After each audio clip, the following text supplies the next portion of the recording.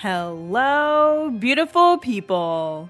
If you've ever wondered what you need to be a PvE Chad who's accepted into every Hive of Gorgon group, then you're in the right place. New World, despite what they might tell you, is an MMO, and like any other MMO, it requires a little loving and grinding to get to a happy ending. I mean to the good stuff. You know, gear. I'm talking about builds. It might seem a little overwhelming at first, but just take it one piece at a time and eventually you'll get there. So just sit back, relax, maybe grab a snack, and let's talk about getting geared up for the Hive of Gorgons. Okay, so before I get into anything else, first I want to say that gear score doesn't matter as much as perks once you get to about 650. But for the raid, you are going to want about 675 gear score or higher. And I should point out that when I say gear score, I am talking about your overall gear score. So some of your stuff might be below 675 and some might be higher. Hopefully it's higher. Now that that's out of the way, let's get into the details. I think artifacts is a good place to start. If you're not tanking, you'll want to try to get an attuned leather pants build started for PvE as soon as possible. Attuned leather pants give you 10 points in all of your attribute stats and 11 when you upgrade the pants to 725. Now, why would you want to have plus 10 dexterity if you're a healer, or why should a bow user care about having stat points and strength? These are great questions, let me explain. At 25 strength, you get plus 5% light attack damage. At 25 dexterity, you get 5% more critical hit chance. At 25 intelligence, you get 5% more damage to backstabs and random critical hits. At 25 focus, you get 5% abilities cooldown reduction. And finally, at 25 strength, all of your health consumables are 10% stronger. So what the attuned leather pants allow you to do is to get 25 in all stats for those really sick buffs, and you can still get the max benefit from your main build attribute stats. You could also run 50 Constitution for the physical armor buff if you want, but if you want to go full potato, you'd put no extra points into Constitution and just let Jesus take the wheel. If you're newer to endgame content, a featherweight build is also good for learning Gorgon if you don't have 2 gear sets yet, and you want one that can work for both PvE and PvP. Featherweight and 2 pieces of heavy gear will keep you in a light equipment load, which is where most people in the raid need to be at. Eventually, you're going to want to get away from a featherweight build in PvE, but it's okay if you're just getting started and used to it, especially if you're a healer. If you're playing with a rapier, Nimble Coat is going to be your best in slot armor artifact, but it's from the PvP track, and rolling a PvP track artifact that you want is harder than getting a video of a Bigfoot in a swimming pool. So don't worry if you don't have it yet. A lot of people don't. AGS, please rework the PvP track drop rates, they make us sad. For rapier users specifically, winged leather shoes is also an option. The rapier skill tree has a haste passive, so the effect of the winged shoes is pretty much always there. 10% more damage is pretty cracked, especially if you don't have nimble. Now, most tanks are going to run a void dark plate for the extra armor. Damage reduction is huge for a tank for obvious reasons. But I wouldn't recommend learning the raid as a tank just because it's a lot easier to learn as DPS or healer. There's also way more spots open for them, so you're more likely to get on a team that way. Essentially do what you want, but I'm not focusing so much on tanks in this video for that reason. For weapons, you'll want to use whatever artifact is best for your build if that's what is best. Finisher, Butcher, Life Taker, Freya, you get the idea. Artifact jewelry is pretty trash in PvE, so I wouldn't even worry about it. You could use Endless Thirst, but meh.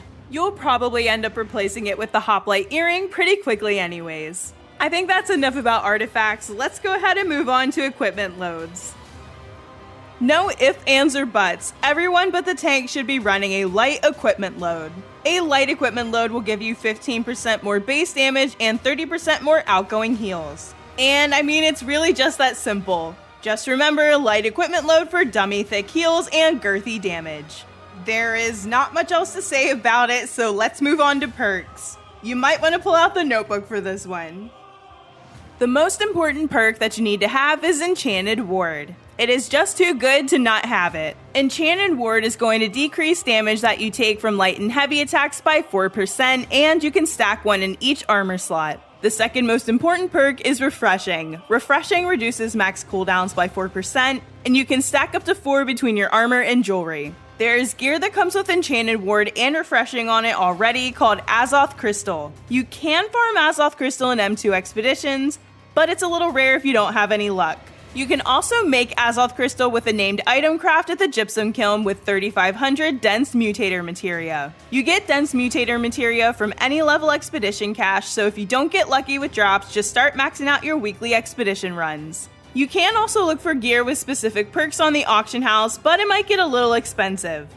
Just make sure that you filter for the stats you want for your build, the gear score, and after you apply them, click the X on any selected perks to see items with everything that you're looking for. For jewelry, if you're DPS, you're going to want to have a ring with Hardy and a damage mod like Thrust Damage or Void Damage. Healers are also going to want to have the Sacred perk on their ring. I'm a healer, so my ring has Hardy, Sacred, and Void Damage because Void Blade goes burr. That said, a ring with 3 good perks is very expensive, so don't worry if you can only afford a 2-perker. Earrings don't really matter as much as everything else, but you do want to make sure that yours doesn't have the Despised perk if you're not a tank. And if you're a tank, you might consider getting one with Despised. So what do we want on our earrings? Well, Refreshing and Refreshing Toast are pretty common and pretty good. Empowering Toast is going to be your 3rd busy kind of perk for DPS and healers. And a tank might consider looking for one that has Fortifying Toast, Regenerating, and Despised.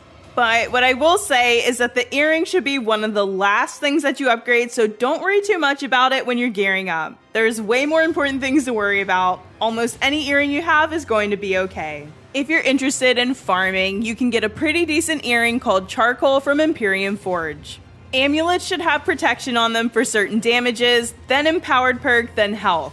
That's the order of importance. For Gorgon, you're going to want a Strike Protection Amulet for the first 2 bosses, and Nature Protection for the 3rd. Ultimately, as long as your amulet has the protection, nothing else really matters. This is a video about gearing up, not having the best of everything. My recommendation is to just keep searching the auction house for amulets with those perks, or even check your banks if you're like me and have a tendency to hoard and dump in your inventory, because you might already have some in your banks. I still haven't fully upgraded a whole bunch of amulets to have like Bissy protection amulets, and I usually just use ones that I find that have protections on them, and that's it. Strike protection, nature protection, and anything else good is extra. So obviously there's a lot to perks and it changes slightly for different builds, so if you have any specific questions about what you want to have for your specific build, let me know in the comments and I'm more than happy to help you. You can also join the community Discord server and ask questions, or we can hop in a Discord call and talk about builds and gearing up. Okay, enough about perks, let's talk about consumables.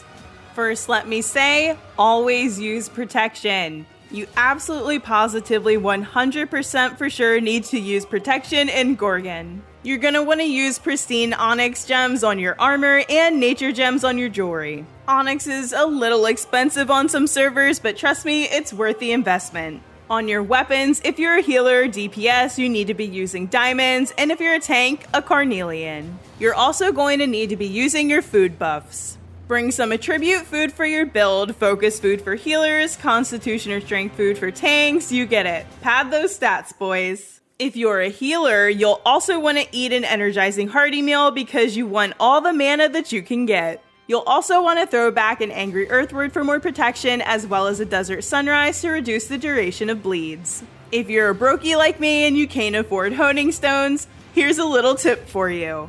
You can get 5 honing stones for 10 mystic doubloons every week from the Well of Fortune, so buy some of those bad boys and use them in the raid for big booty DPS. Angry Earth coatings will also make your DPS extra thick.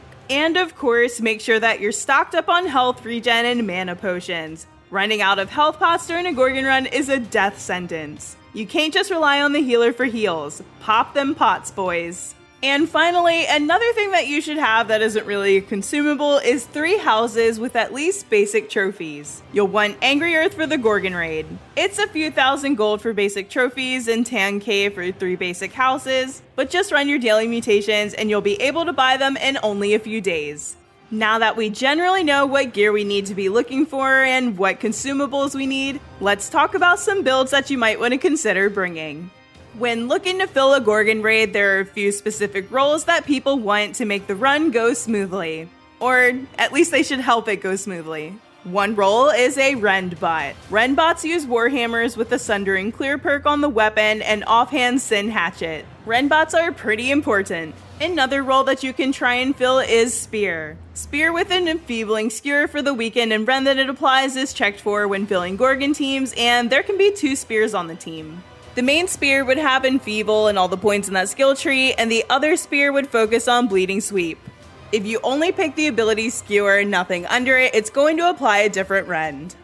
Healers should run the Life Taker Void Gauntlet to upkeep Oblivion for the team for the juicy damage, and increase the deeps even more with the negative energy perk. They could also run the Power Stone Flail for the weaken it applies to the team. There's usually 2 healers on the team, so one could run Life Taker and the other Power Stone. Or both could run Life Taker, it doesn't really matter. A second Sword and Shield player for the leadership on the second team in the group is also nice, but not necessarily required. In general, the best build for DPS is 1 Bleed Rapier and everyone else on Evade Rapier if they're not one of the other important builds. Bleed Rapier build is based on the Keen Tondo perk that comes with the Finisher artifact. Basically, the Tondo applies a bleed, the Keen Tondo perk increases critical crit chance on targets affected by the Tondo bleed, and Flourish and Finish deal the bleed damage immediately. It's pretty sick.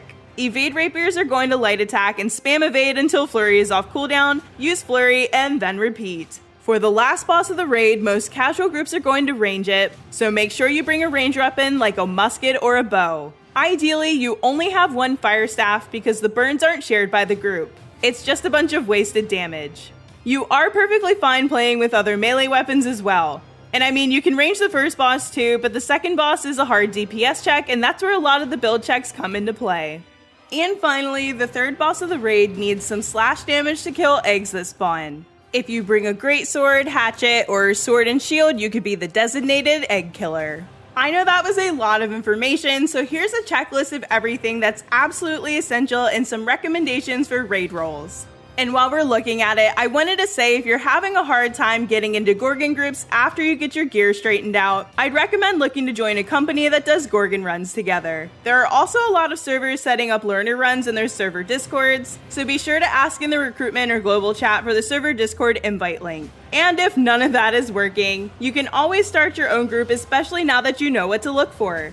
It's highly likely that people will join who have already done the raid and know what they're doing, so don't worry about it too much. And that's it! Thank you so much for watching. I hope the video helped you in some way. If you made it this far, drop Happy New Year in the comments. As always, like, comment, subscribe, share, but most importantly, be kind to one another. I'm hoping to get to 10,000 subscribers this year, so if you haven't already subscribed, I'd really appreciate it. See you next time, friends!